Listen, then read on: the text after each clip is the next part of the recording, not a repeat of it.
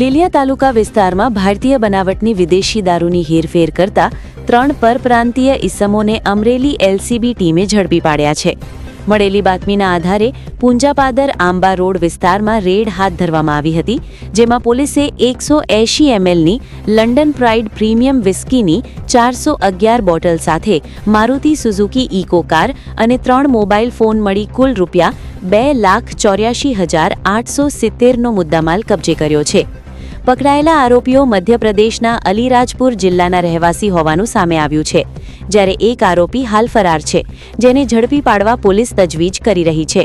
આ સમગ્ર કામગીરી ભાવનગર રેન્જ આઈજી ગૌતમ પરમાર અને અમરેલી પોલીસ અધિક્ષક સંજય ખરાતના માર્ગદર્શન હેઠળ એલસીબી પોલીસ ઇન્સ્પેક્ટર એડી ચાવડા અને તેમની ટીમ દ્વારા સફળતાપૂર્વક હાથ ધરવામાં આવી છે.